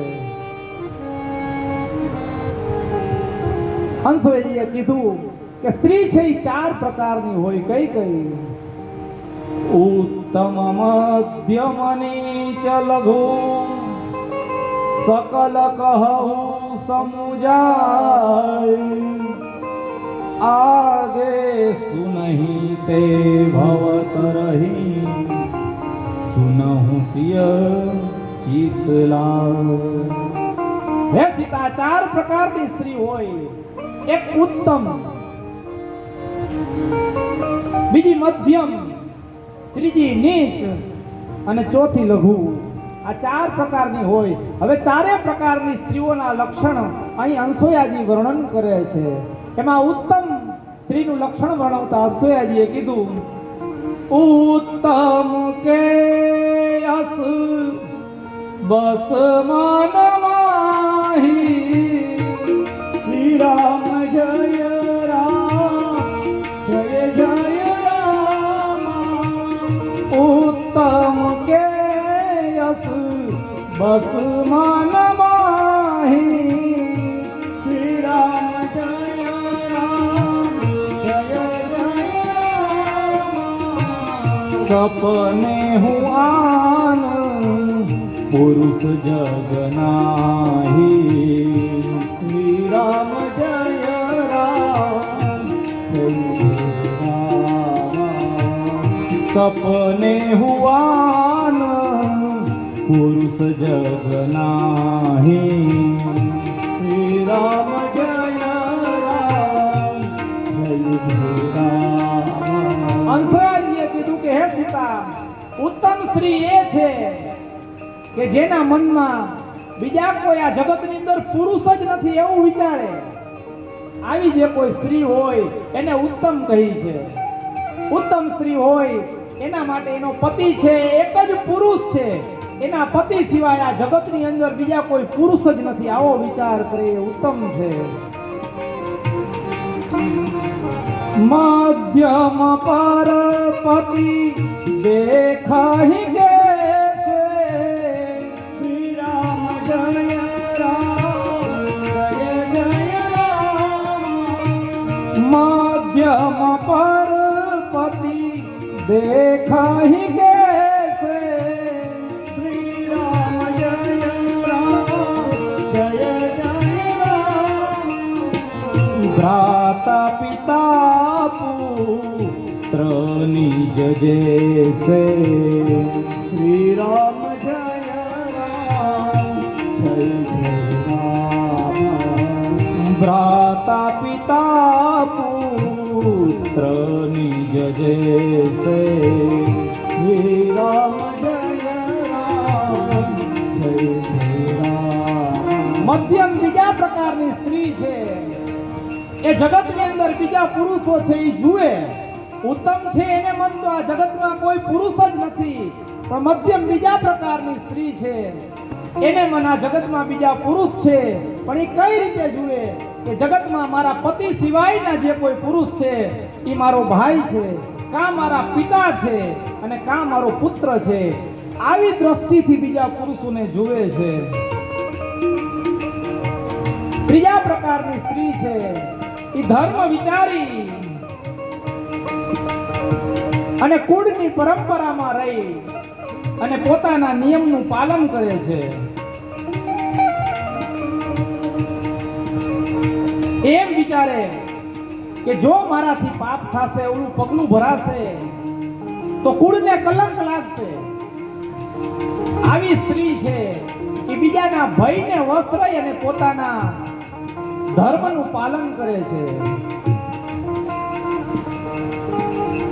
અને ચોથા પ્રકારની છે પતિ વંચક કહી છે એને, કે જે જ્યાં ત્યાં એના પતિને છોડી અને જ્યાં ત્યાં ભટકે રાખે. આવી સ્ત્રી છે પતિ વંચક. એ રૌરવ નરકની અધિકારીણી બને છે. અહીંયા અંસોયાજીએ 4 પ્રકારની સ્ત્રીઓ છે એનું વર્ણન કર્યું. અમારા બાપુજી ઉદાહરણ આપતા કે આપણે પતિ ધર્મનું પાલન કરી તો કઈ રીતે પાલન કરતા હોય? કારણ કે ચોથા પ્રકારની સ્ત્રી એટલે કેવી શંખણી ગઈ. મારા દાદા એને શંખણી કહેતા અને સરસ મજાનું ઉદાહરણ આપતા. કારણ કે તમારી અંદર સતીત્વ હોય, પતિત્વ હોય તો એનો પ્રભાવ છે એ તમારી દરેક ક્રિયાની અંદર દેખાતો હોય. તો એક ગામની અંદર આવી એક સતી રહેતી હતી. સતી એટલે એના પતિના વચનોનું પાલન કરે. એનો પતિ, એનો ભગવાન, બીજા કોઈની વાત સાંભળે નહીં, પતિની પહેલા સાંભળે. આવી સતી રહેતી હતી. એ દરરોજ એના પતિની સવારથી સાંજ સેવા કરે અને ઘરના કામકાજ કરી રાખે. એમાં એક દિવસ એની શેરીમાં જ બીજી શંખણી રહેતી હતી. શંખણી એટલે આનાથી બિલકુલ ઉલટી. આ એના પતિની સેવા કરે અને ઓલી સેવા કરાવે એવી ઊંધી. એ એક વખત એની ઘરે બેસવા આવી અને ત્યારે બરોબર આ સતી છે ને એ સાંભેલું લઈ અને ધાન ખાંડવા બેઠી હતી. ઓલી શંખણી આવી એની હારે વાતચીત કરે અને બરાબર ધાન ખાંડે. એ ધાન ખાંડતા ખાંડતા એનો ઘરવાળો આવ્યો અને બાર ડેલી એને સાકળ ખખડાવી અને કીધું કે સતી દરવાજો ખોલો. જ્યાં એના પતિના શબ્દ કાન ઉપર પડ્યા એટલે તરત ઊભી થઈ ગઈ. ઊભી તો થઈ પણ એ ધાન ખાંડવા સાંભેલું એના હાથમાં હતું ને, એ સાંભેલું આમ ઊંચું હતું. સાંભેલું ઊંચું હતું એમને મૂકી દીધું. ઊભી થઈ, દરવાજો ખોલ્યો, એના પતિને અંદર આસન આપ્યું, પાણી પાયું, હાથ પગ ધોવા, પાણી કાઢી દીધું, રૂમાલ આપ્યો અને શંખણી જોતી રહી કે આ શું? સાંભેલું આમ નામ અધરો અંદર હવામાં ટીંગાઈ ગયું. આવું કેમ બને? અને એને તો ખબર નથી સતીને. એના પતિની સેવા કરી, પાછી ધાન ખાંડવા બેહી ગઈ. સાંભેલું હાથમાં લઈને માંડી ધાન ખાંડવા. એને તો કઈ ખબર નથી. એટલે ઓલી બાજુમાં બેઠી હતી કેવા માંડી કે આ જાદુ કેવી રીતે કર્યો? તો સતી કેવા માંડી, કયો જાદુ? તે સાંભેલું હવામાં આમને મધર ઊભું રાખી દીધું. મને ખબર નથી સતી કહે, પણ એમને આવું કેવી રીતે થાય?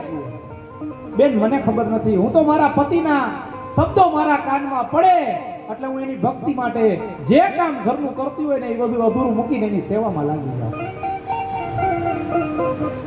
ઓલી કહેવા માંડી કે સતીના પતિની સેવાથી આવો બધો ચમત્કાર પણ થાય. ઓલી કે થાતો હશે, મને ખબર નથી. તો કે એના માટે શું કરવાનું હોય? જો આને ચમત્કાર કરવો છે, પતિની સેવા નથી કરવી. ચમત્કાર કરવા માટે આને પૂછે શું કરવું જોઈએ? તો કે કાંઈ નહીં, પતિની સેવા કરવાની, પતિ કેમ કરવાનો એની આજ્ઞાનું પાલન કરવાનું. પછી આપણે જ્યારે પતિનો અવાજ સાંભળી એની સેવામાં લાગી જવાનું. શંખણી ઘરે ગઈ, એના પતિને કીધું, સાંભળ્યું તમે? એનો પતિ તો બે બાકડો થાતો થાતો આવ્યો, કેવા માંડ્યું, બોલો. ઊંધું હોય ને અહીંયા, કારણ કે આ એને તુકારો દેતી હોય ને, બોલો આને તમે કે બોલો એમ. ને ઓને જ્યાં તમે કીધું ત્યાં તો બિચારો બેઠો થઈ ગયો, મને આજ તમે કીધું આને? બોલો શું હતું? તો કે જુઓ, તમારે કાલ છે ને સવારે ઉઠી અને પાદર વહી જવાનું છે. તો કે પછી કે બરોબર બપોરે 12 વાગે ને ત્યારે તમારે આવવાનું છે અને ઘરે આવી અને સાકળ ખખડાવવાની છે ને એટલું બોલવાનું, સતી દરવાજો ખોલો.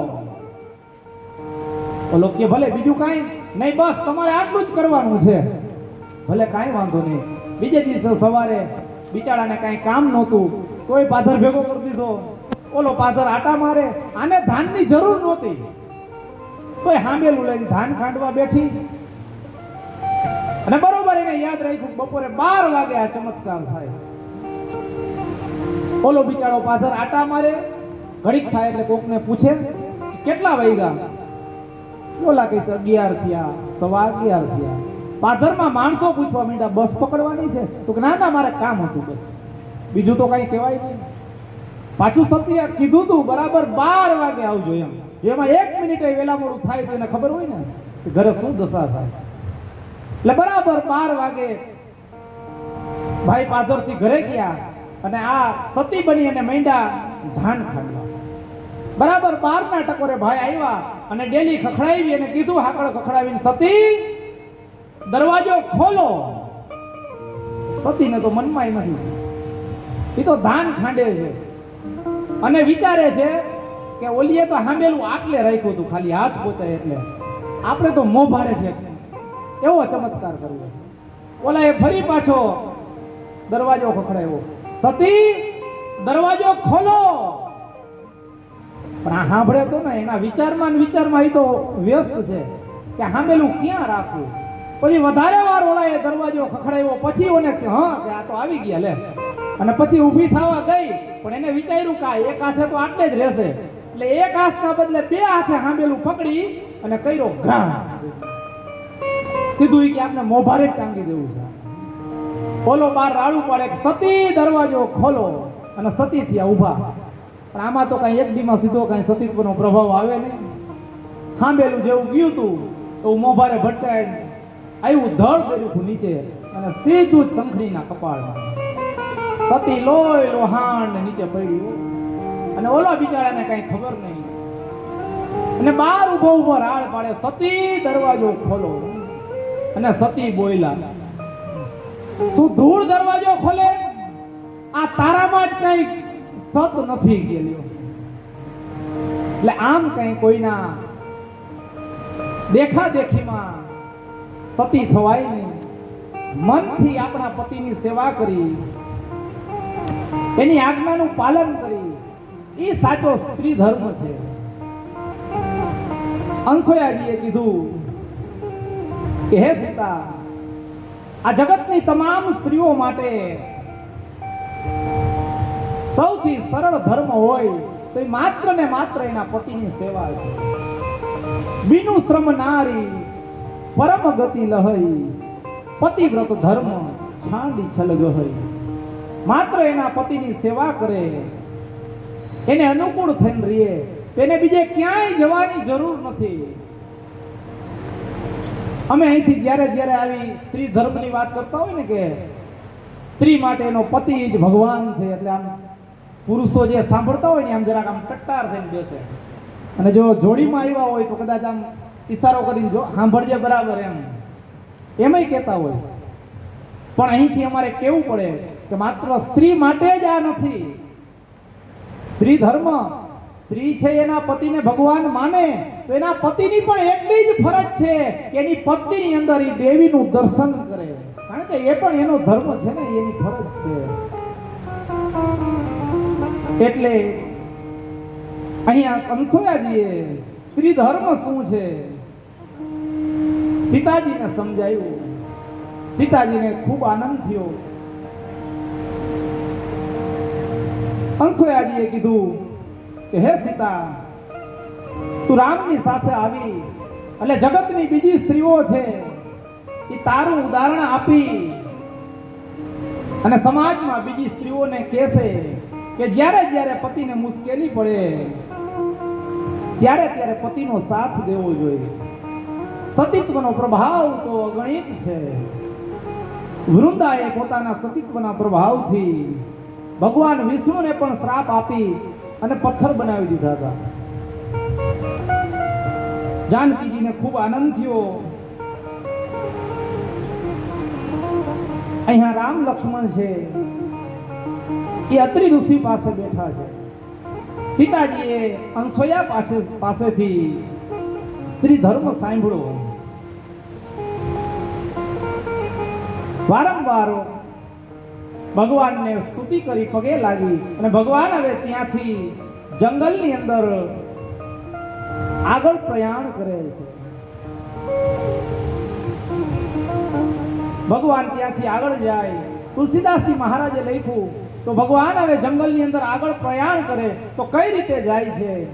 તો રામ છે એ આગળ ચાલે છે, સીતાજી વચ્ચે ચાલે અને લક્ષ્મણજી એની પાછળ પાછળ જાય. તો તુલસીદાસજીએ સરસ મજાનું ઉદાહરણ આપીને સમજાયું કે ઉભય બીચ સિય સો હતી કેસે, તો બ્રહ્મ જીવ બીચ માયા જેસે. જાય છે ત્રણેય તો આપણે સંસારીઓને સમજાવે છે કે રામ બ્રહ્મ છે, વચ્ચે સીતાજી ચાલે છે તો એ માયા છે, અને લક્ષ્મણજી પાછળ ચાલે એ જીવ છે. તો હું ને તમે બધા જીવાત્મા છીએ. જ્યારે જ્યારે આપણે ભગવાનના દર્શન કરવા હોય તો વચ્ચે ભગવાનની માયા આવી જાય. લક્ષ્મણજીને ભગવાનના દર્શન કરવા હોય તો રામ આગળ ચાલે, પણ વચ્ચે સીતાજી ચાલે. એટલે વચ્ચે સીતાજીને અહીંયા માયા કીધા છે. જો તુલસીદાસજી ક્યારેક પ્રસંગને અનુરૂપ સીતાજીને ભક્તિ કહે, અહીંયા માયા કીધા. તો મને ને તમને ભગવાનના દર્શન કરવામાં જેમ લક્ષ્મણજીને સીતાજી રૂપી માયા નડે ને, એમાં સંસાર રૂપી માયા મને ને તમને નડે. તો એના ભગવાનના દર્શન કેવી રીતે કરવા? લક્ષ્મણજીને જ્યારે જ્યારે ઈચ્છા થાય ભગવાનના દર્શન કરવાની, એટલે લક્ષ્મણજી શું કરે કે ત્રણેય આમ સીધા ચાલ્યા જતા હોય એમ લક્ષ્મણજી 2 ડગલા બાજુમાં હટી અને બાજુમાં ચાલી અને ભગવાન રામના દર્શન કરી લે. જ્યારે જ્યારે ભગવાન રામના દર્શન કરવાની ઈચ્છા થાય, માયાથી થોડાક પર થઈ અને ભગવાનના દર્શન કરે. એટલે તુલસીદાસજી મહારાજ મને ને તમને પણ સમજાવે કે સંસારમાં હું તમે આવ્યા તો બ્રહ્મના દર્શન કરવામાં જ્યારે જ્યારે માયા નડે તો એના દર્શન કરવા હોય ત્યારે જ્યારે જ્યારે ક્યાંય સત્સંગ ચાલતો હોય, કીર્તન થતા હોય, કથાઓ ચાલતી હોય, એમાં વચ્ચે વચ્ચે સમય આપી અને બ્રહ્મના દર્શન છે એ માયાથી પર થઈ અને કરી લેવા જોઈએ.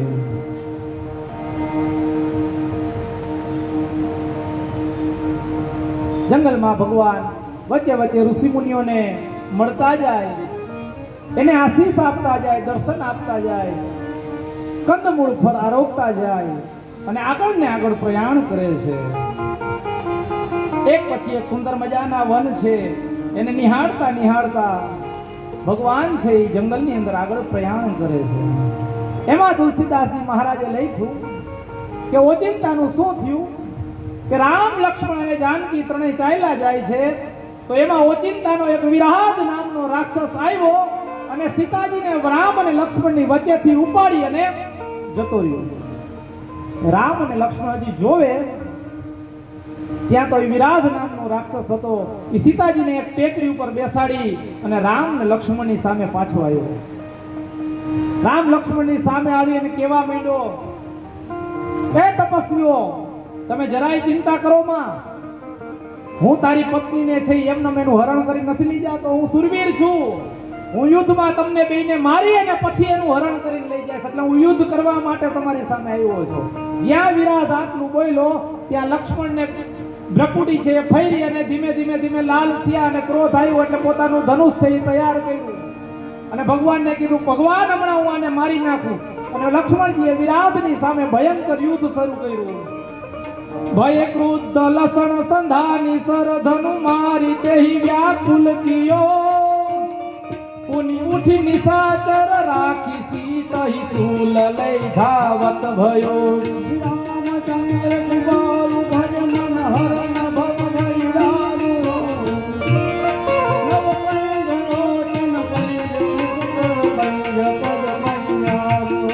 લક્ષ્મણજી વિરાધની સામે આવી પોતાના ધનુષ ઉપર એક પછી એક બાણ મીંડા ચડાવવા, પણ વિરાધને એના બાણની જરાય અસર થતી નથી.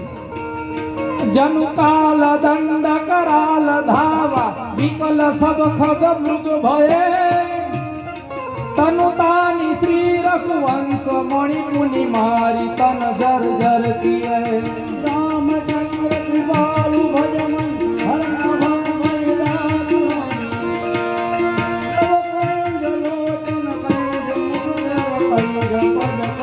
લક્ષ્મણજી એક પછી એક કરાળ બાણ વિરાધ ઉપર ચડાવે, પણ વિરાધને લક્ષ્મણજીના બાણની જરાય અસર નથી થતી. થોડી વાર યુદ્ધ કર્યું એટલે ભગવાન લક્ષ્મણને કહેવા માંડ્યા, લખન, આ તારા હાથે નહીં મરે, તું એક બાજુ આવતું રહે, હવે મારું અને વિરાધનું યુદ્ધ છે એ તું જો. અને ભગવાન છે એ પોતાનું સારંગ ધનુષ હતું એના ઉપર હવે બાણ ચડાવી અને વિરાધની સામે યુદ્ધ કરવા માટે આવ્યા. ભગવાનની સામે વિરાધ છે એક પછી એક હથિયારો ફેંકે, ભગવાન એના બધાય આયુધોને નષ્ટ કરે છે. અને એમ કરતા કરતા વિરાધ છે એ ભગવાનને મારવા માટે એક વિશાળ પર્વત હતો એને પોતાના જમણા હાથથી ઉપાડ્યો અને આકાશની અંદર દેવતાઓ જોવા માટે આવી ગયા કે આ વિરાધ રાક્ષસ છે નક્કી ભગવાનને મારી નાખશે. એ મહાન વિશાળ પર્વત હતો એ લઈને દોડ્યો કે હમણાં ભગવાન ઉપર નાખું અને એને મારી નાખું. એટલે ભગવાને પોતાના સારંગ નામના ધનુષ ઉપર એક બાણ છોડી અને વિરાધનો જમણો હાથ હતો એ ખભામાંથી ઉપાડ્યો. વિરાટનો હાથ કપાણો, એક બાજુ પડી ગયો. વિરાટ કે એમ તું મને હજી નબળો સમજસ. વિરાટે પોતાના ડાબા હાથથી એ પર્વત હતો એ પાછો ઉપાડ્યો અને ભગવાનની સામે દોડ્યો. ભગવાનની સામે દોડ્યો. ભગવાને બીજું બાણ મારી અને વિરાટનો બીજો હાથ પણ કાપી નાખ્યો. વિરાટ કે તું હજી મને નબળો સમજસ, તને મારી તાકાતની ખબર નથી, હમણાં હું તમને એમ આખે આખો ખાઈ જાઉં. એમ કહીને વિરાટ થઈ દોડ્યો. ऐसे कहत निशाचर धावा, अब नहीं बचहु तुम्हि में खावा. श्री राम जय राम जय जय राम, श्री राम जय राम जय जय राम. વિરાટે પોતાનું વિશાળ મુખ પોળું કર્યું અને ભગવાનની સામે એને ખાવા માટે દોડ્યો અને આકાશની અંદર દેવતાઓ છે જોવા માંડ્યા કે હમણાં વિરાટ ભગવાનને ખાઈ જશે. ધીમે ધીમે વિરાટ જઈ નજીક આવવા માંડ્યો. આવ પ્રલંબઈ વિધિ જન ભૂધર, હોઈ કી કહા કહી વ્યાકુલ સુર. श्री राम जय राम जय जय राम, श्री राम जय राम जय जय राम. ભગવાને વિરાટને નજીક આવતો જોયો એટલે પોતાના સારંગ નામના ધનુષ ઉપર બાણ ચડાવી અને એક બાણ છોડ્યું. વિરાટ જે મુખ પોળું કરીને સામે આવતો તો એ વિરાટની સીધી ડોકમાં લાગ્યું. ભગવાને વિરાટનું મસ્તક હતું એ ધડથી અલગ કર્યું અને ધડથી મસ્તક અલગ થયું અને વિરાટનું ધડ છે એ ચક્કર ચક્કર ફરવા માંડ્યું. ભગવાને એક પછી એક બાણ છોડી અને વિરાટના ધડના ટુકડા કર્યા અને વિરાટનું ધડ પણ નીચે પડ્યું અને વિરાટના શરીરમાંથી એનો આત્મા નીકળ્યો અને ભગવાનની સામે આવ્યો. ભગવાને પોતાના રૂપમાં રૂપ છે એ આત્માને મિલાવી દીધો. બોલો શ્રી રામચંદ્ર ભગવાન. દેવતાએ જોયું એટલે એના આનંદનો પાર ન. કારણ કે આ વિરાટ રાક્ષસ છે એ દેવતાઓને ખૂબ હેરાન કરતો. વિરાટ છે એ પૂર્વ જન્મનો ગંધર્વ હતો. પૂર્વ જન્મમાં એને કુબેરનો શ્રાપ થયો હતો. કારણ કે એનાથી કુબેરની આજ્ઞાનું પાલન ન થયું એટલે કુબેરે એને શ્રાપ આપ્યો કે તું રાક્ષસ બની જા. બીજા જન્મમાં વિરાટ રાક્ષસ બન્યો અને એને કુબેરે કીધું તું કે ભગવાન રામના હાથે તારી મુક્તિ થશે. ભગવાને વિરાટનો વધ કરી સીતાજીને સાથે લઈ અને હવે ત્યાંથી આગળ છે એ પ્રયાણ કરે છે. આગળ જાય તો આગળ સરભંગ ઋષિનો આશ્રમ છે. સરભંગ પોતાના આશ્રમની અંદર પદ્માસન વાણી અને પોતાના ધામમાં જવાની તૈયારી કરે છે. જો પહેલાના ઋષિ મુનિઓ જપ તપ અને ધ્યાનથી જ્યારે પોતાનો દેહ છોડવો હોય ત્યારે છોડી શકતા. સરભંગ પણ હવે પોતાના ધામમાં જવાની તૈયારી કરતા હતા પદ્માસન વાળી. એ જ સમયે ઇન્દ્રલોકમાંથી ઇન્દ્ર મહારાજ આવ્યા.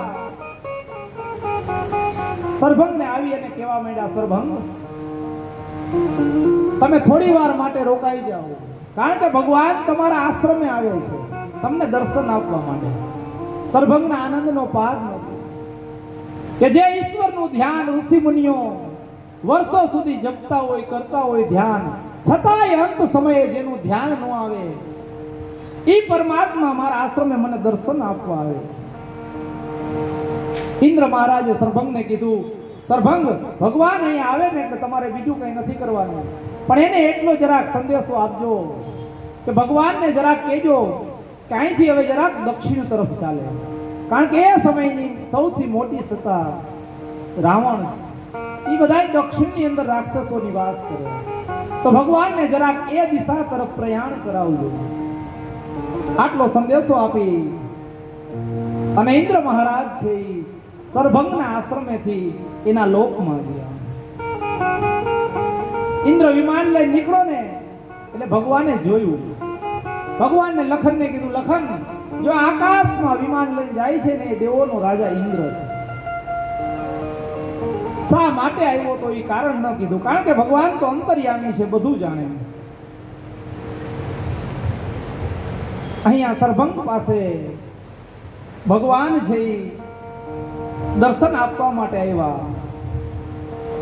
સરભંગ મુનિએ ભગવાનની સ્તુતિ કરી કે હે પ્રભુ, મારા એવા કયા પુણ્ય હશે કે આજે જ્યારે હું મારા લોકમાં જાતો હતો ત્યારે તમે મને દર્શન આપવા માટે આવ્યા. યોગીઓ 1000 વર્ષો સુધી જે યોગ જપ તપ યજ્ઞ અને વ્રત કરે અને છતાં પણ તમારા દર્શન એને અંત સમયે ન થાય, એ દર્શનનો અવસર મને આજે પ્રાપ્ત થયો.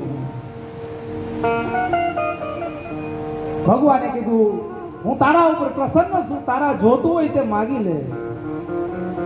સરભંગે કીધું, છેલ્લે તમારા દર્શન થયા, બસ એ સિવાય મારે બીજું કંઈ નથી જોતું. છતાંય તમારે જો મને આપવું જ હોય ને તો હું એટલું જ માગીશ. સીતા અનુજ સમેત પ્રભુ નીલ જલદ તનુ શ્યામ મન હિય બસહુ નિરંતર સગુણ રૂપ શ્રી રામ. જો મારા ઉપર પ્રસન્ન થયા હોય તો હું એટલું જ માગીશ કે તમે રામ લક્ષ્મણ અને જાનકી સહિત મારા હૃદયની અંદર નિરંતર છે એ વાસ કરો. ભગવાન પાસે અવિરલ ભક્તિ માગી અને ભગવાનના દર્શન કરતા કરતા સરભંગ છે એ પોતાના આશ્રમની અંદર જ પોતાના દેહથી યોગ યજ્ઞ પ્રગટ કરી અને પોતાના ધામની અંદર ગયા. ભગવાન ત્યાંથી હવે જંગલની અંદર આગળ પ્રયાણ કરે છે. ત્યાંથી થોડે આગળ ગયા તો ઋષિ મુનિઓનો સંગ થયો. ઋષિ મુનિઓ સાથે બેઠા હતા. ઋષિ મુનિઓ સાથે સંવાદ કરે તો ભગવાને અહીંયા બાજુમાં એક વિશાળ હાડકાનો ઢગલો જોયેલો પડ્યો. એટલે ભગવાને ઋષિ મુનિઓને પૂછ્યું કે હે મુનિઓ, આટલા બધા હાડકા કોના છે? એટલે ઋષિ મુનિઓ કહેવા માંડ્યા કે પ્રભુ, આ બધા હાડકા છે ને આપણા ઋષિ મુનિઓના છે. રાક્ષસો છે એ બધા ઋષિ મુનિઓને મારી અને આ હાડકાનો ઢગલો કર્યો છે. ભગવાને આટલા બધા ઋષિ મુનિઓનો હાડકાનો ઢગલો જોયો, એનું હૃદય દ્રવી ગયું અને ભગવાને છે એ બધા ઋષિ મુનિઓને કીધું કે હવે તમે જરાય ચિંતા કરશો નહીં. અને ભગવાને પ્રતિજ્ઞા કરી કે નિશાચર હીન કરો મહી અને ભુજ ઉઠાય પ્રણકીન સકલ મુનિન કે આશ્રમન જાય જાય સુખદીન. ભગવાને પોતાના બે હાથ ઊંચા કરી અને ઋષિ મુનિઓને કીધું કે હે ઋષિ મુનિઓ, હવે તમે જરાય ચિંતા કરતા નહીં, કારણ કે ઋષિ મુનિઓના આશ્રમે જઈ અને હું બધાને હવે સુખ આપવાનો છું, દર્શન આપવાનો છું. અને રાક્ષસો જ્યાં જ્યાં હશે જંગલમાં, જે સ્વરૂપમાં હશે એનો હું વધ કરીશ. ભગવાન ત્યાંથી ઋષિ મુનિઓને આશીર્વાદ આપી, દર્શન આપી અને ત્યાંથી હવે જંગલમાં આગળ પ્રયાણ કરે છે. ત્યાંથી થોડે દૂર સુતીક્ષણનો આશ્રમ છે. અગત્યનો શિષ્ય છે સુતીક્ષણ. એ પોતાના આશ્રમમાં બેઠો છે. ત્યાં એને કોઈએ સમાચાર આપ્યા કે સુતીક્ષણ, તને દર્શન આપવા માટે તારા આશ્રમે ભગવાન આવે છે. સુતીક્ષણ કેટલાય વર્ષો થયા ભગવાનના નામનું સ્મરણ કરતો હતો, એની પ્રતીક્ષા કરતો હતો. એના આનંદનો પાર ન રહ્યો. સુતીક્ષણ એટલો ભાવ વિભોર થઈ ગયો કે ઊભો થઈ અને ભગવાનનું નામ સ્મરણ કરતા કરતા નાચવા માંડ્યો. સુતીક્ષણ નાચે છે, ભગવાન આયા ધીમે ધીમે એના છેક આશ્રમમાં આવી ગયા. તોય સુતીક્ષણને ખબર નથી. ભગવાન કે ગજબ છે, હું એને દર્શન આપવા એના દ્વાર સુધી આવ્યો તોય નાચે છે. એટલે ભગવાને શું માયા કરી કે સુતીક્ષણ છે નાચતો તો એમાં ઓચિંતાના ભગવાન છે એના હૃદયની અંદર પ્રગટ થયા. એના હૃદયની અંદર ભગવાનના દર્શન થયા સુતીક્ષણને. એટલે સુતીક્ષણે ભગવાનને હૃદયમાં જોયા એટલે સુતીક્ષણ છે પદ્માસન વાળી અને ભગવાનનું ધ્યાન ધરી અને એક જગ્યાએ બેસી ગયો. ભગવાન કે ગજબ છે ને, મેં એને હૃદયમાં દર્શન આપ્યા તો મેં ધ્યાન કરવા, હું એને દર્શન આપવા સન્મુખ આવ્યો છું. એટલે સુતીક્ષણના ભગવાને તરત શું કર્યું, એના હૃદયમાં હતા એમાંથી ઓચિંતાના ભગવાન ગાયબ થયા. હૃદયમાંથી ભગવાન ગાયબ થયા એટલે તરત સુતીક્ષણ બે બાકડો થઈને ઊભો થઈ ગયો કે ભગવાન ક્યાં ગયા. જ્યાં ઊભો થઈને સામે જોયું ત્યાં તો રામ, લક્ષ્મણ અને જાનકી સન્મુખ ઊભા છે. ભગવાનના દર્શન કરી, એની સ્તુતિ કરી અને સુતીક્ષણ છે એ ખૂબ પ્રસન્ન થયો.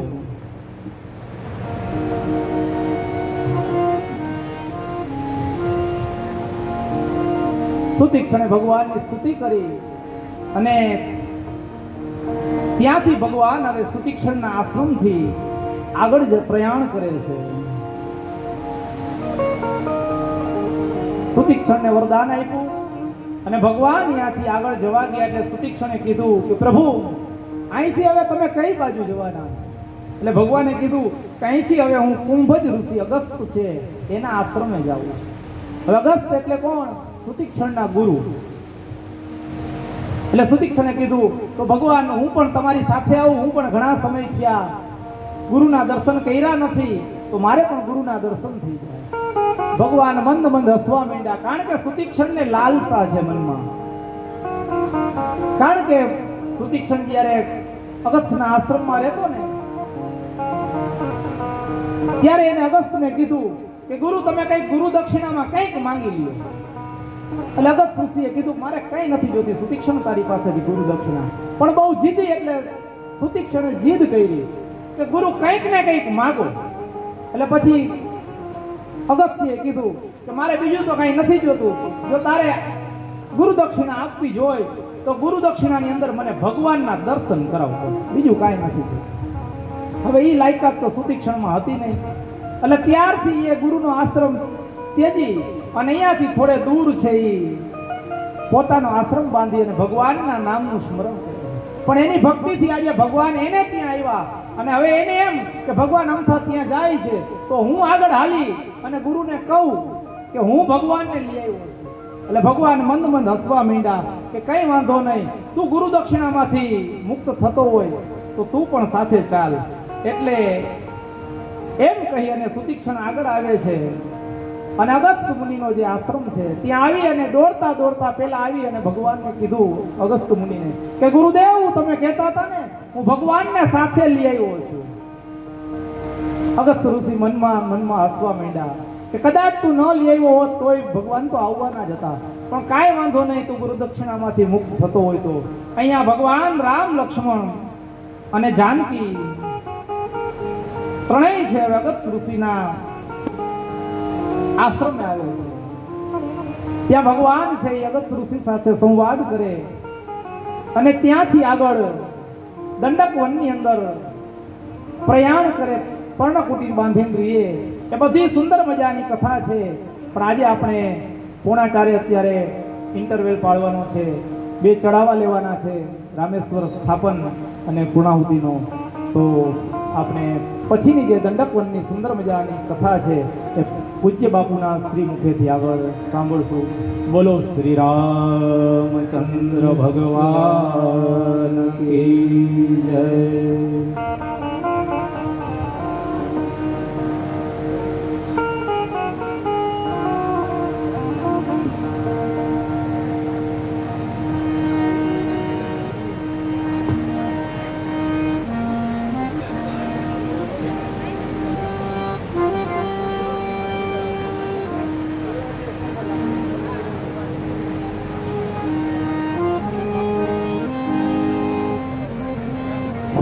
હલો, ફાળાની યાદી.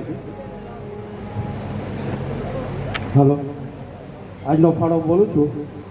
અમિતભાઈ રજનીકાંતભાઈ દરજી 500 રૂપિયા, મણીલાલ રામજીભાઈ સાણંદિયા 1100 રૂપિયા, ચંદુલાલ ત્રિકમજીભાઈ ઠોરિયા 1500 રૂપિયા, 500 રૂપિયા રતિલાલ બાલુભાઈ સાદરિયા, 500 રૂપિયા રજનીકાંત મગનભાઈ ઠોરિયા, 1100 રૂપિયા યોગેશ અંબારામભાઈ ઠોરિયા, 1100 રૂપિયા જય બહુચર આનંદ ગરબા મંડળ,